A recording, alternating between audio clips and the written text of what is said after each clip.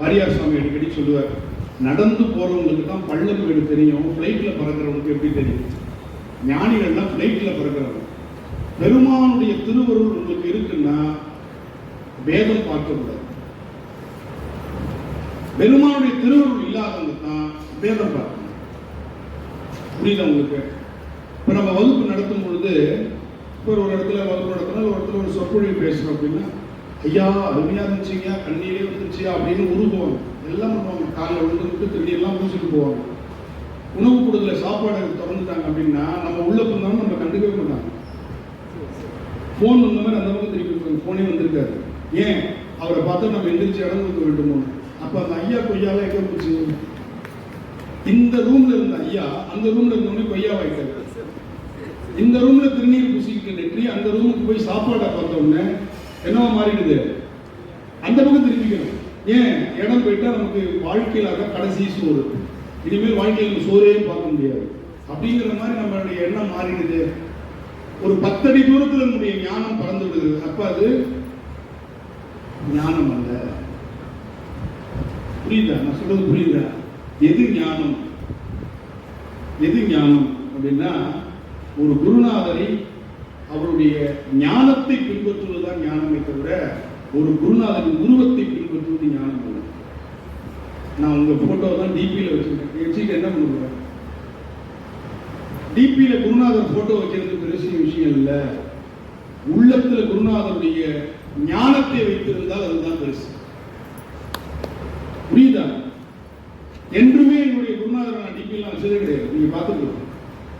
ஆனா அவர் சொல்லிக் கொடுத்தது இன்னைக்கு வரையும் நான் பின்பற்றிட்டு இருக்கேன். நேரம் தவறாம இன்னைக்கு வரையும் நான் பின்பற்றுறேன். இது பெருசா? டிபியில் வச்சுக்கிறது பெருசா? டிபியில் வச்சுட்டு ஒரு நாள் 2 நாள் வச்சுட்டு நம்ம பாட்டு நம்ம இஷ்டத்துக்கு போயிட்டு பாடாத நாளே இல்லைன்னு குருநாதர் சொன்னார். இன்று வரை பாடாத நாளே நான் எங்க குருநாதரை சந்திச்சது கிடையவே கிடையாது. இன்னைக்கு வரை தேவாரம் பாடாமல் அந்த நாளை நான் கடந்ததே கிடையாது.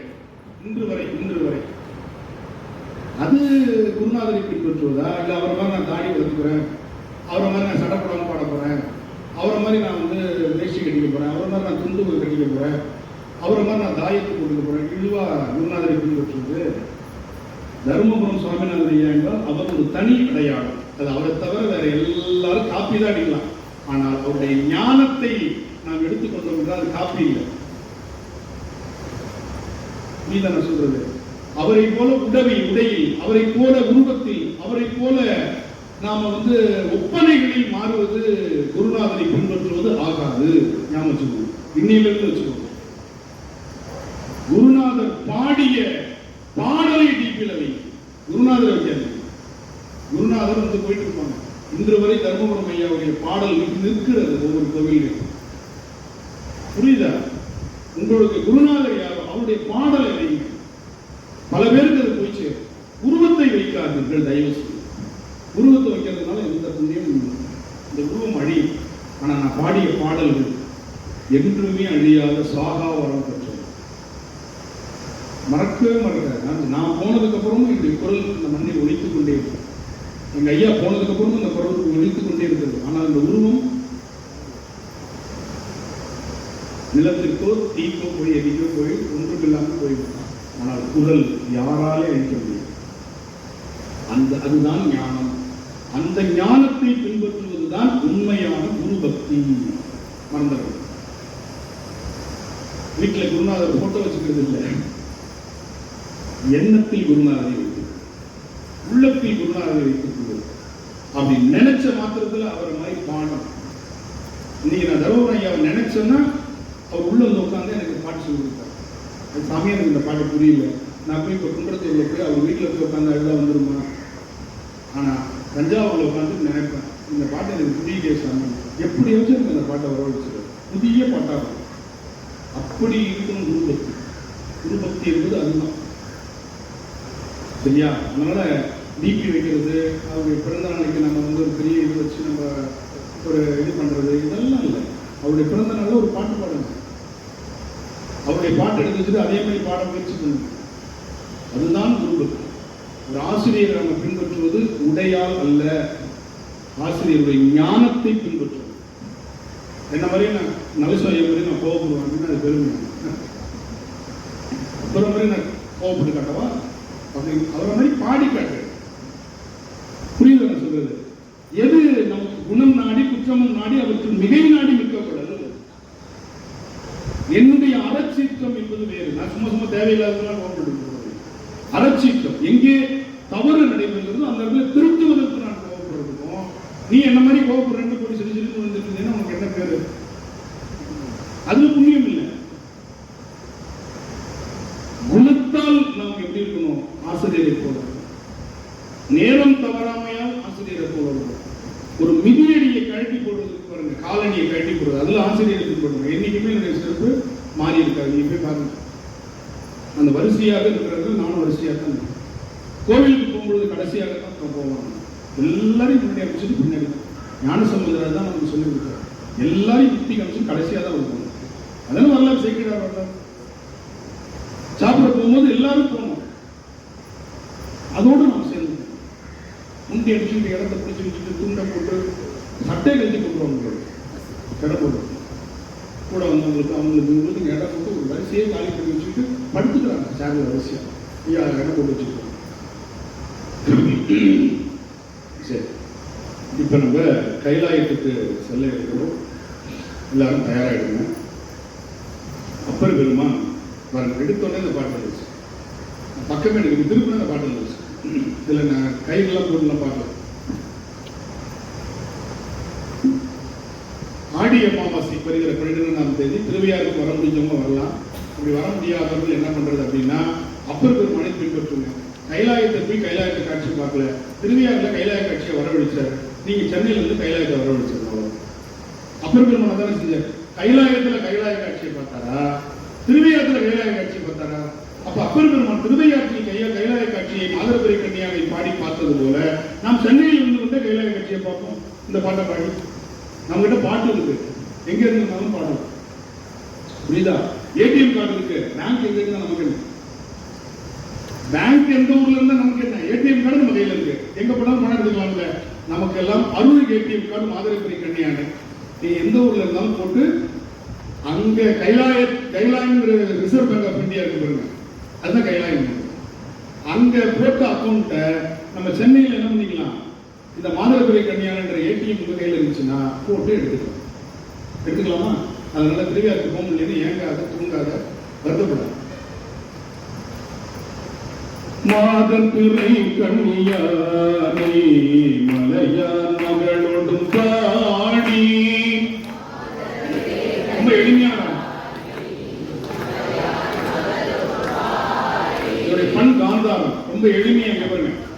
தக்க திம்மி தக்க திம்மி தக்க திம்மி தக்க திம்மி தக்க திம்மி தக்க திம்மி தக்க திம்மி த மாதப்பிறை கன்னியானை மலையான் மகளோடு பாடி.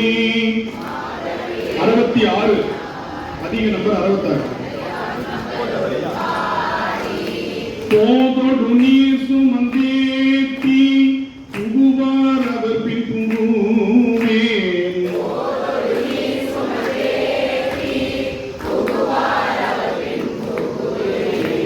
யாதும் சுவடு படாமல் ஐயார் அடைகின்ற போது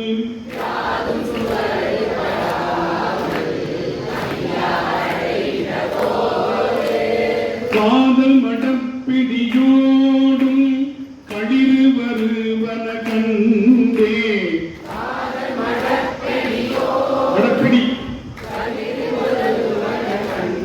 மடப்பிடி புது புக்ல எல்லாமே மாறுது, கவலைப்படணும்னா அவ்வளவு வாட்டி அதை ப்ரூஃப் பார்த்துருக்கிறோம். இந்த புக்ல காதல் மடப்பிடி இல்ல, அது ரைட்டு தான்.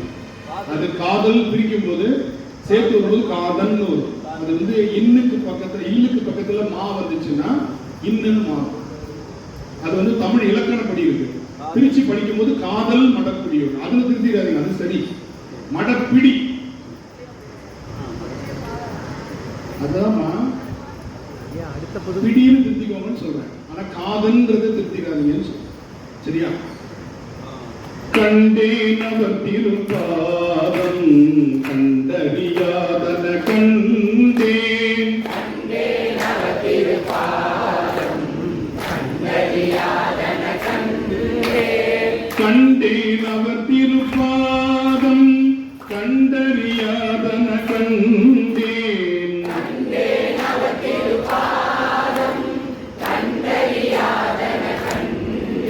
சரி, இப்ப இதை நம்ம முதல்ல திருப்பி பாடுறோம். இப்ப என்னன்னா கண்டேன் அவர் திருப்பாதம் ஏன் 2 தடவை பாராயணம் ஒரு தடவை சொல்லணும்? ஆனா இது 4 அடி மேல் வைப்பு இரட்டைப்படையில முடியாம ஒற்றைப்படையில முடியறதுனால நம்ம மேல நிறுத்தி அப்படி நிறுத்த முடியாது. திரும்ப அதை ஒரு வாட்டி பாடினா தான் அடுத்த பாட்டை நம்ம எடுக்க முடியும். அதனால என்ன பண்றோம், முக்கியமான வரி வேற, அதனால தான் அவர் அந்த வரியை 4 வரியில சேர்க்காம 5வது ஸ்பெஷலா அதுக்கு என்ன பண்றாரு, கொடுத்துருக்காரு. அதே வரியில சேர்க்கலாம்ல, சேர்க்காம என்ன பண்ணிட்டாரு, எல்லா பாட்டுக்கும் இந்த வரி வரணும்ட்டு கண்டேன் அவர் திருப்பாதத்தை எல்லாத்துக்கும் கொடுக்குறாரு. அதனால அதை மட்டும் என்ன பண்றோம், 2 தடவை நம்ம பாடுறோம். புரியுதா? போழிலும் கண்ணீரானை புந்துகிலாளொடு பாடி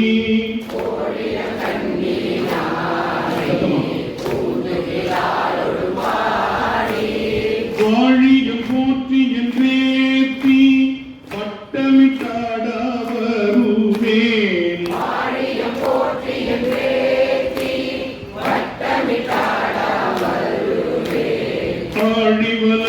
ஆழிவலவனின்றேத்தும் ஐயாரடைகின்ற போது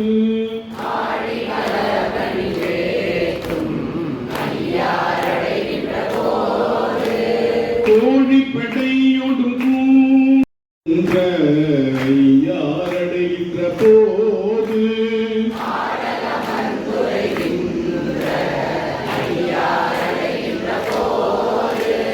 பேடை மகிழோடும் கூடி பிணைந்து வருவன கண்டேன்.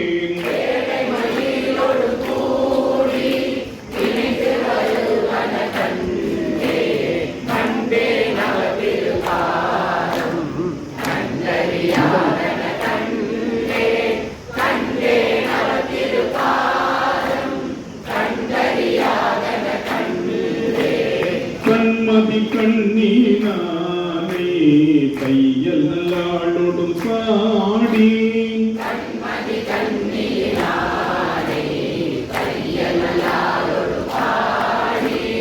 உண்மெலி சிந்தையனாகி உணரா உருதாவரு இசைந்து வருவன கண்டேன்.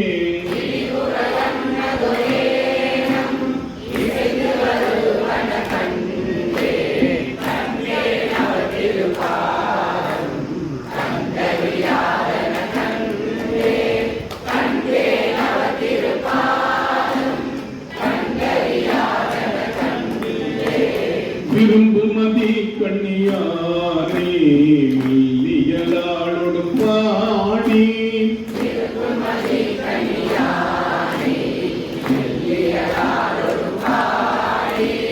பெரும்புலர் காலை எழுந்து பெருமலர் கொய்யா வருவேன்.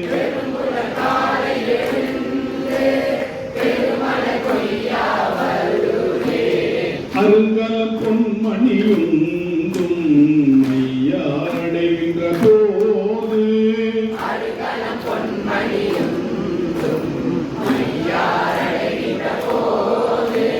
கருங்கலை பேடையுடாடி கலந்து வருவன கண்டேன்.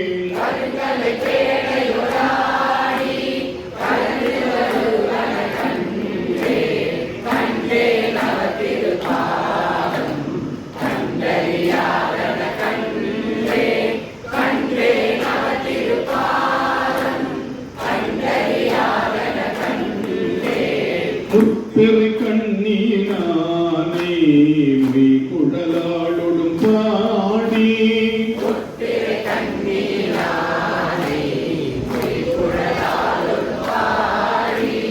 பற்றி கயிறருக்கில்லே பாடியும் ஆடா வருவேன்.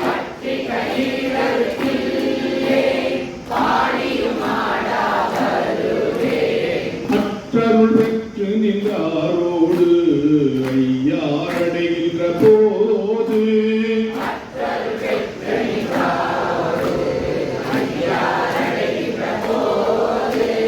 நற்றுணை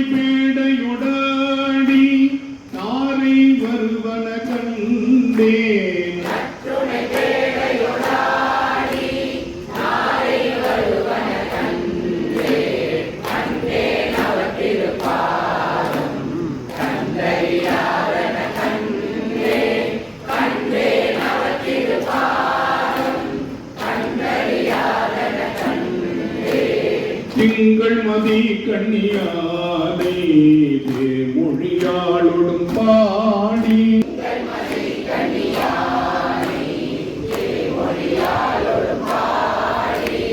எங்கருள் நல்கும் குழந்தை எனக்கு நீ என்ன வருவே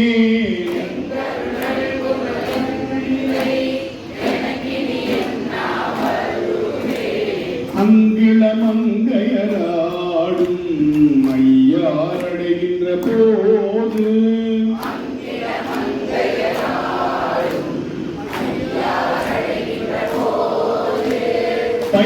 பைங்கிழியுடாடி பறந்து வருவன கண்டே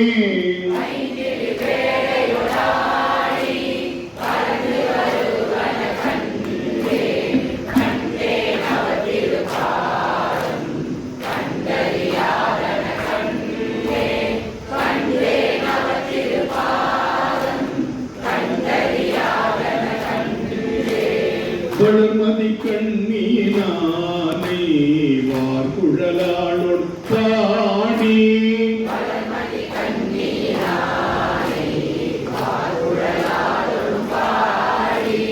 களவு படாதது காலம் காண்பான் கடை கண்ணுக்கின்றே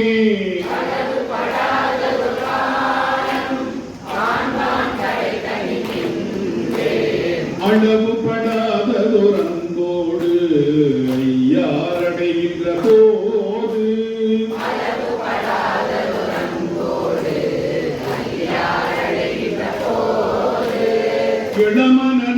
இளமனாபுதழுவி ஏறு வருவன கண்டேன்